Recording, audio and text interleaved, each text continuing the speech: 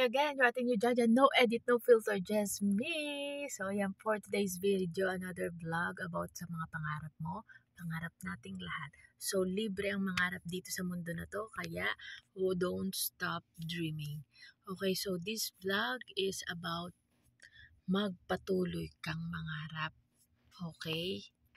Lahat tayo ngayon ay nasa progress, nasa process pa lang. Okay? So, wag mong mamadaliin. Ako, ayan, dyan ka kakamadali mo. Lalo pang napapasama or naliligaw ka. So, lagi mong isipin, sa title nito is, marami kang pagdadaanan patungo sa pangarap mo. Okay? So, it means, kumbaga, sa level 1 ka pa lang. Ganon. Huwag mo isipin na magiging madali ang landas mo patungo sa pangarap mo. Kasi the more na pinaghihirapan mo, the more na magiging masaya at pag matanggap mo na at ma-appreciate mo.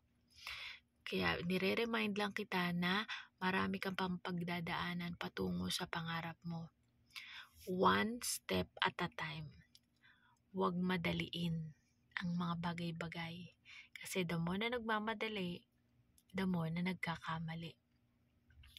And lagi mong iisipin, God is with you every step the way. Sa lahat ng pangarap mo, lagi mong isasama si God. Without Him, mawawala ka sa tamang landas. Okay? Kasi sa mundong ito, ang daming distraction. Pupunta ka nga lang sa tindahan, tapos maharang ka lang, maiinom ka, or makipagtsikahan ka, wala na. Naubos na yung oras mo, hindi mo na nagawa yung mga dapat mong gawin. So, dapat ikaw, pagpatungo ka sa pangarap mo at may pangarap ka, focus.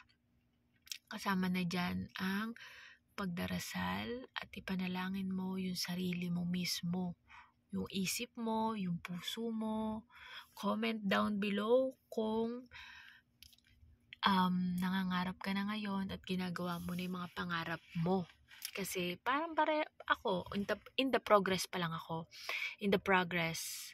Ayan, progress pa lang tayo. In the process, wala pa tayo doon sa climate. Pero dadating tayo doon. Lagi mo isipin na in God's perfect timing, everything will be okay. In God's perfect timing, He will make it happen. Alright? So, wag mo madaliin. Darating yon. Basta keep on praying, depend to Him. Okay? Huwag ka magmagaling dyan dahil hindi tayo magagaling dito. Okay? Don't lean on your own understanding. Alright? Lagi ka magdepend sa Kanya kasi hindi ka mapapahamak kung lagi kang nakadepende sa Kanya.